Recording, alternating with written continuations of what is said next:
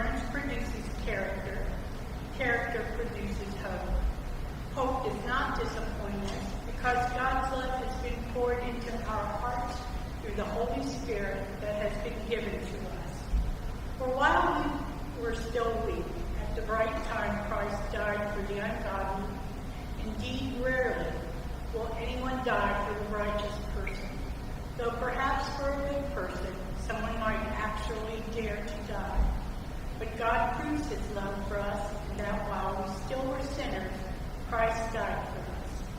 This is the word of God for the people of God. Thanks be to God.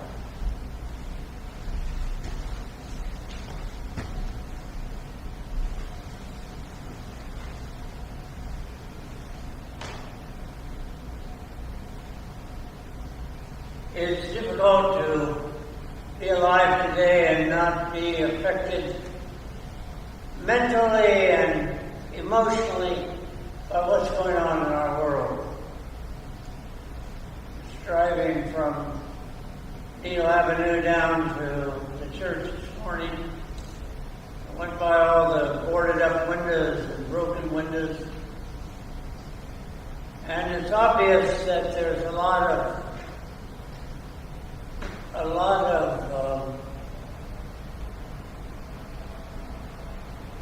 emotions going on among people and a separation of people. And I'd like for us to think together about this lesson. And I'd like this morning to talk about sin and grace. Those are words that are often used. Sometimes we don't talk about them too much. Sin is not a plural. It's not a matter of sins, it's sin. And sin is being separated as a person from God and from people around us. One of the things I've thought about a lot this week is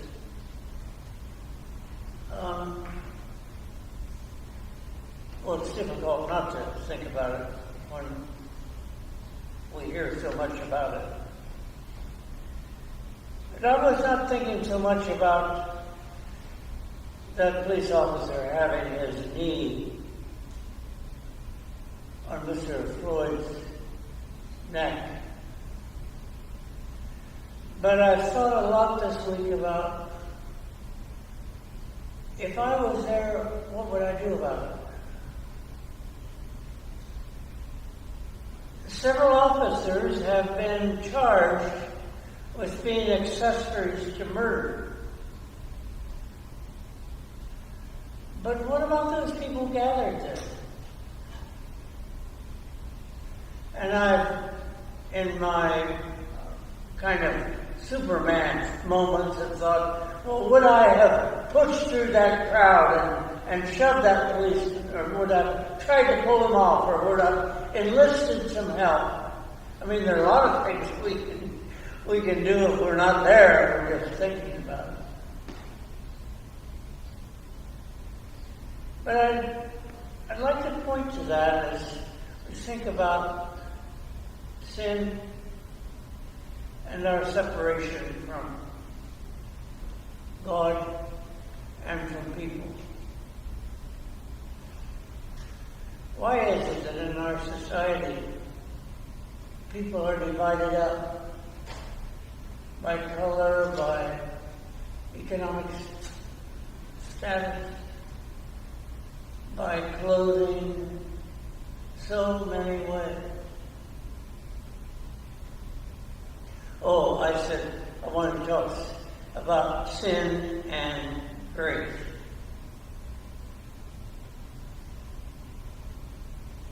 I remind you of a story that we all know well, but I think it catches up these two words.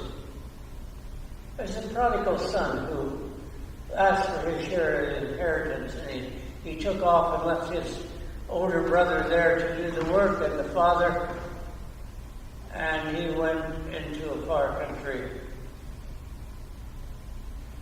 And he spent money. He had wild parties. He had a lot of friends. Especially did he have a lot of friends while he had a lot of money. And then suddenly there wasn't so much money. And to survive, he went to work on a farm, and he was feeding the animals on a farm. And then he said, "You know, my father has hired hands. I would be better as a hired hand than my father."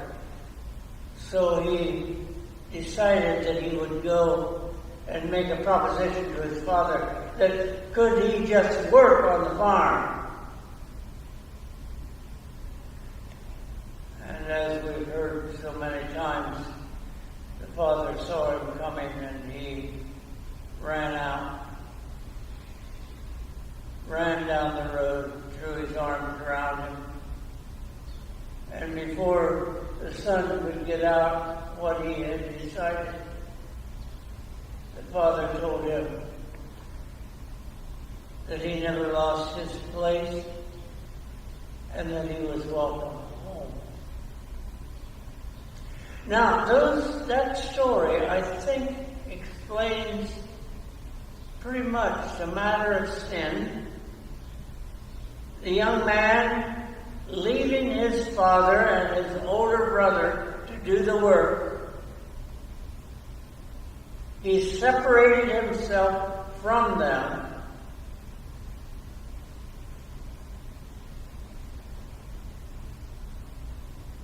Sin is separation. A person has to pay the price for what they did.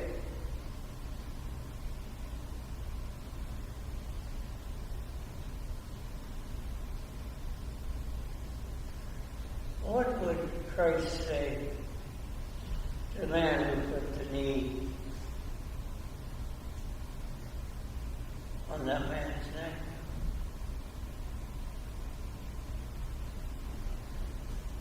Go to hell? I remember the story that Garrison Keillor told us. I've told you, but I must tell you again. Walking by the cemetery, which he was afraid to do. And so, in order to take care of some of the fear, he would sing. By the time he sang a couple verses of Amazing Grace, he'd be by the cemetery. He wouldn't be afraid. And he said one night he was walking by the cemetery, and that afternoon they had buried his grandfather in that cemetery. And he said, I still was a bit afraid, but not quite as afraid as I usually was.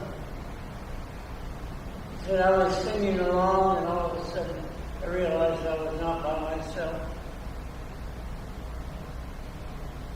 I realized as I looked, there was my grandfather.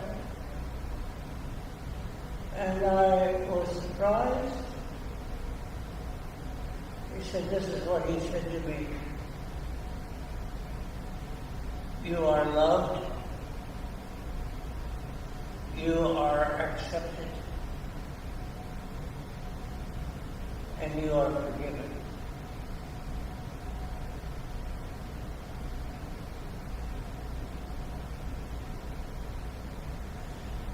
Those are a lot of words, sometimes difficult for us to embrace.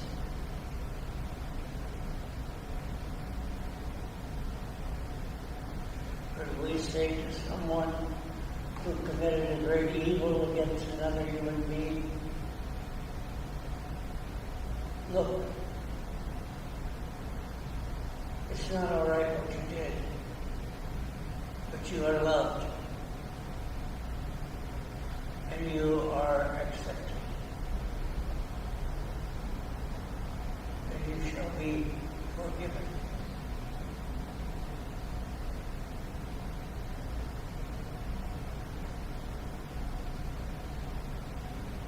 Sin permeates our world. All we have to do is pick up a newspaper or listen to the newscast to know that there is a lot of separation among human beings.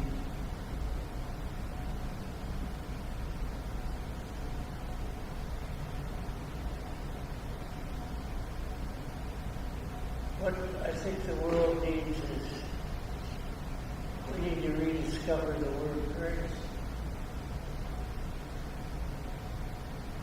How to look at other human beings and not say, oh, you're going to be punished for what you did. Oh yeah, that needs to be a part of the picture.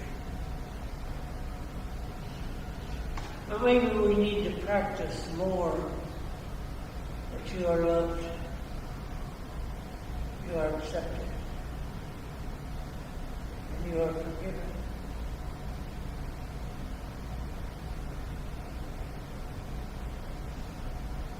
I have an idea that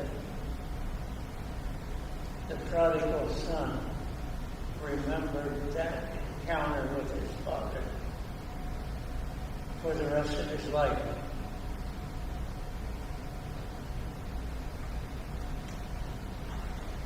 And I'm wondering with the people that we meet,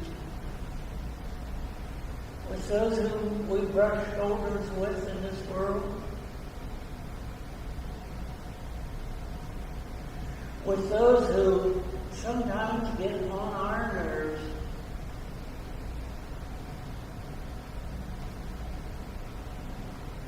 I wonder if there's a possibility that we could speak words of love and acceptance to them. Nothing else that would probably really surprise them. So sin has always been a part of our world. It has brought so much tragedy and so much devastation to our world.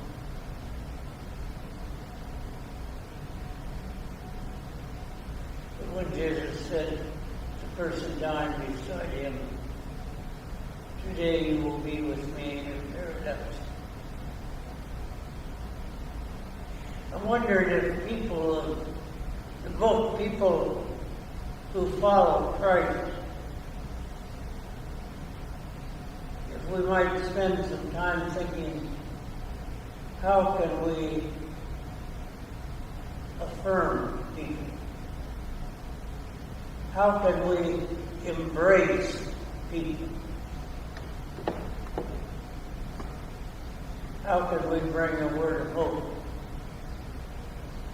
to those who feel like they've been a failure in life and they've messed it up completely? Jesus had a way of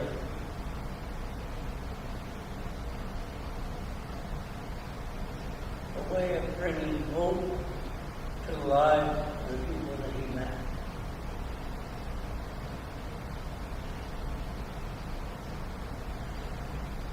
I'd like to work on that more in my own life. How about we do it together?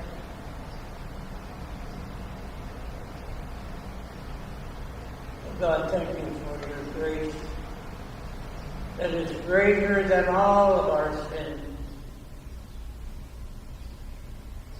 Grace that embraces each of us.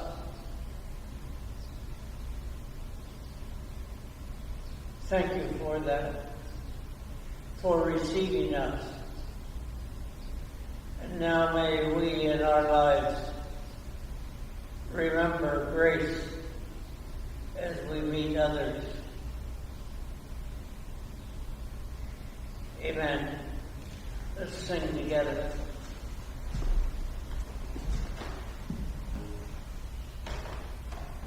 I've been missing saying this, so let me say it now in the benediction.